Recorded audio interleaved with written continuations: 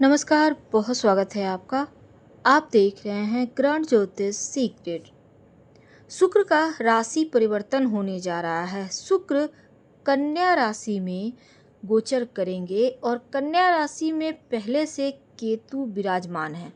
25 अगस्त को जब शुक्र कन्या राशि में आएंगे तब शुक्र कन्या राशि में नीच के होंगे।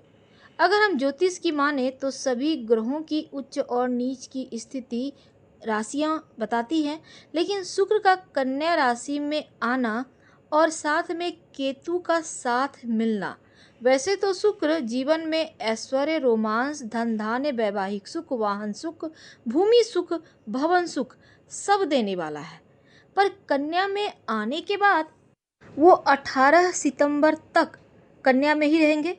शुक्र नीच राशि में आ रहे हैं, तो ऐसे में आपके ऊपर इसका क्या प्रभाव पड़ेगा, क्योंकि 9 ग्रहों में शुक्र को प्रेम का, धन दौलत का, विलासिता का, ऐश्वर्य का, स्त्री सुख का, वाहन का सुख का कारक माना गया है। शुक्र हमें भौतिक सुख भी देता है। शुक्र को वीनस कहते हैं, वीनस जो सौंदर्य की देवी है। अब यहाँ प्रेम रोमांस के साथ जो 25 अगस्त से 18 सितंबर तक का वक्त है, जब केतु के साथ शुक्र की युति होगी, तो ये भ्रम देगा। भ्रम के कारण व्यक्ति सोचने समझने की शक्ति खो देता है। घटनाएं जो वास्तविक है या अवास्तविक वो देख नहीं पाता। भौतिक विलासिता से भी असंतुष्टि देता है जब शुक्र और केतु की युति होता है, क्योंकि दिशाहीन केतु प्रेम के ग्रह शुक्र को रिश्तों में विभिन्न दिशाओं में ले जाता है, संघर्ष, गलतफहमी करवाता है और आपको एहसास तक नहीं होने देता।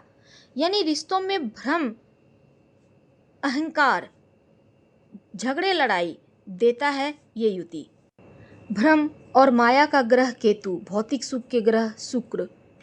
तो शुक्र केतु योग तुला राशि वालों आपके लिए लक्ष्मी अधिपति योग बन रहा है।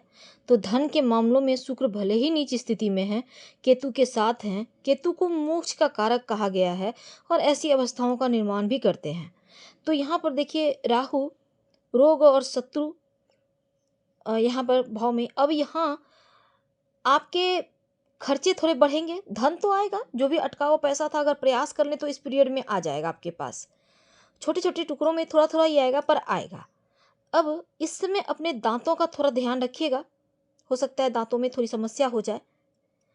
और दूसरा, अगर कोई आपके पास धन उधार लेने आए तो प्रेम से ना कहिए, बहुत आवश्यक है। इस पीरियड में किसी को उधार ना दे। अब देखिए शुक्र यहाँ से आपके छठे भाव को देख रहे हैं, तो कुछ हद तक अपने डायबिटीज़ के अगर आप मरीज हैं तो अपना ज़्यादा ख्याल रखें और इस पीरियड में ज़रा मीठा उठा खाने का मन करेगा पर कम खाइएगा। शुगर लेवल को कंट्रोल में रखिएगा, ये बहुत आवश्यक है। और एक्सरसाइज वगैरह करते रहें। अगर आप स्टॉक मार्केट से जुड़े हुए हैं तो दुविधा में नहीं आना है, सोच समझकर बहुत रिसर्च करके आगे बढ़िएगा, तब यहाँ पर आपको आगे चलकर लाभ होगा, क्योंकि संभल कर चलने की आवश्यकता है। शुक्र आपके पहले और 8वें भाव के स्वामी हैं और इस समय आपके 12वें भाव में केतु के साथ, तो अनचाही यात्रा करवाएगा। रोग प्रतिरोधक क्षमता थोड़ा गड़बड़ होगा, तो अपने दांतों का ख्याल तो रखना है, साथ ही अपने पैर का भी ध्यान रखिएगा और योगा एक्सरसाइज तो करना है। लेकिन अगर हम रिश्तों की बात करें तो रिश्तों में थोड़ी सी खुशियां कम महसूस होगी, लगेगा सब कुछ है लेकिन कहीं ना कुछ मिस कर रहे हैं।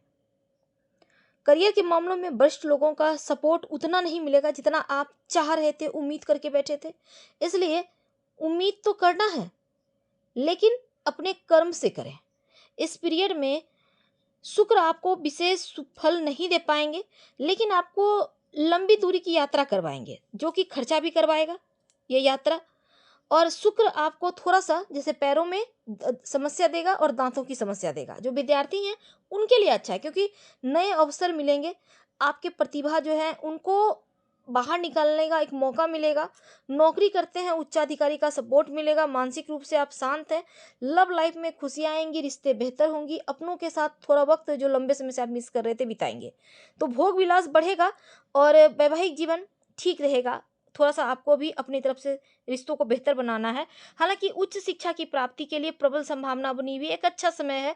इस समय का आपको फ़ायदा उठाना चाहिए। अगर आप चाह रहे हैं तो प्रयास ज़रूर कर लीजिएगा इस समय। और ओम शुक्राय नमः इस मंत्र का खूब